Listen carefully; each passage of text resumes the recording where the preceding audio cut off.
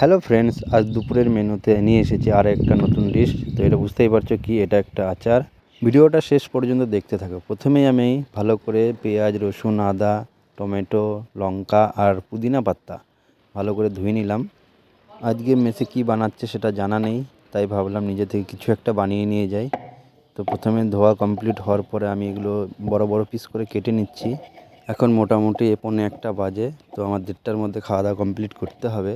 এটা করার পরে আমার আরও কাজ আছে, যেমন স্নান করতে হবে। তো যাই হোক, জলদি জলদি এগুলোকে কেটে নিচ্ছি আমি। সাইজগুলো একটু বড় বড় হলেও ক্ষতি নেই, কারণ এটাকে আমি পিসবো আবার।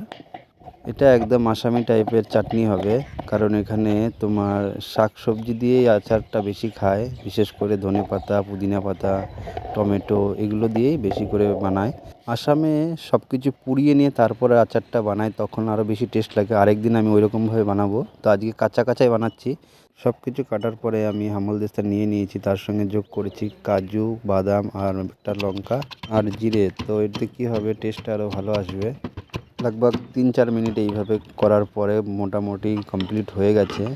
দেখো পেস্টটা খুব সুন্দর এসেছে। এর সঙ্গে আমি যোগ করছি নিম্বু যোগ করার কারণ হচ্ছে একটু খাট্টা মিঠা হবে, খেতে খুব সুন্দর লাগবে। পেস্টটা রেডি হওয়ার পর টেস্ট করে দেখি লবণই দিইনি, যেটা মেন জিনিস। যাই হোক, রেডি হওয়ার পর আমি টিফিনটা রেখে দিয়ে স্নান করব, তারপরে এসে খেতে যাব।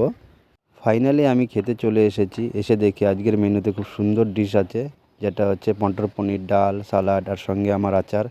অবশ্যই তোমরা এই আচারটা বাড়িতে বানিয়ে খাবে, খুব সুন্দর লাগবে।